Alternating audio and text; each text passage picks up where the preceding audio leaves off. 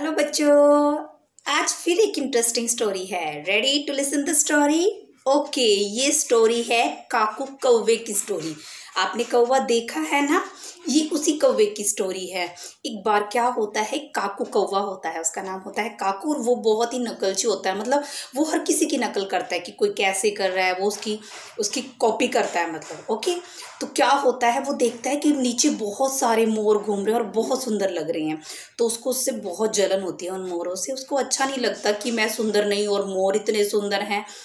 तो वो सोचता है कि भगवान ने मेरे साथ कितना बुरा किया है, अगर मुझे भी सुंदर बना देता तो क्या होता।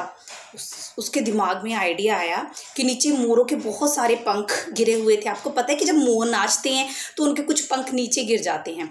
तो काकू कौवे ने वो सारे पंख इकट्ठे किए और अपनी पीछे जो बैग है उसमें उसने उसको लगा दिया, और वो खुश हो गया कि मैं भी मोर बन गया।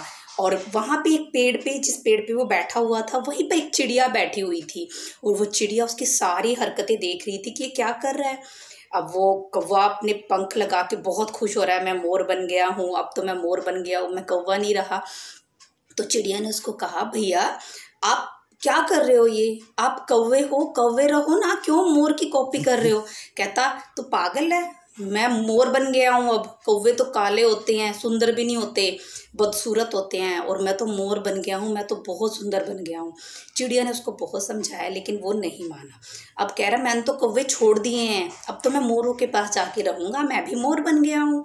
तो वो मोरों के पास चला जाता है, और जब मोर उसको देखते हैं तो कहता है कि भैया मैं मोर हूँ। तो सारे मोर हंसने लग जाते हैं कि कौवा पंख लगा के, मोर के पंख लगा के कोई मोर थोड़ी बन जाएगा, कौवा तो कौवा ही रहेगा। वो कहता है नहीं नहीं, देखो मेरे पंख, मैं मोर बन गया हूँ।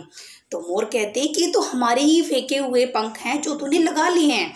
लेकिन कौवा नहीं मानता।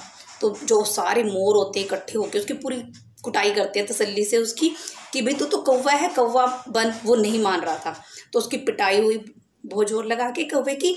अब कौवा वहां से मुंह की खा के दोबारा वापस आया, और वो वापस अपने ग्रुप में जहाँ पे कौवे थे उनके पास चला गया। तो कौवे ने पूछा कि भैया तेरे को क्या दिक्कत हो गई है, तो ये कैसी हालत हो गई है तेरी। तो उसने कहा कि मैं तो वहां से निकल रहा था मोरों के पास से, और मोरों ने मेरी पूरी पिटाई की।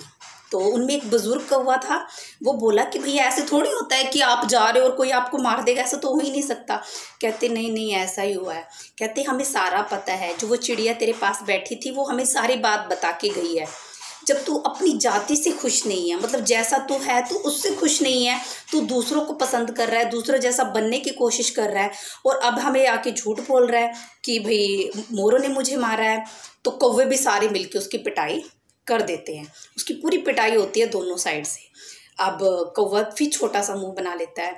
तब उसको जो बुजुर्ग कौवा होता है वो समझाता है कि जब तू अपनी जाति, मतलब जैसा तू है, तो उससे खुश नहीं है, तू दूसरों की कॉपी कर रहा है, उससे कोई फायदा नहीं है। हमें जैसे हम हैं, नेचुरल में जैसे हैं हम, अगर हम काले हैं तो ठीक है काले हैं, गोरे हैं तो गोरे हैं, छोटे हैं तो छोटे हैं, और बड़े हैं तो बड़े हैं। तो इसमें शर्माना नहीं है, हमें दूसरों की कॉपी नहीं करनी है, दूसरों की नकल नहीं करनी है। हमें जो है एक्चुअल हम है ना, हमें वही बन के रहना है।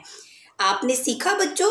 क्या सीखा मुझे कमेंट करके बताना कि आपने स्टोरी से क्या सीखा।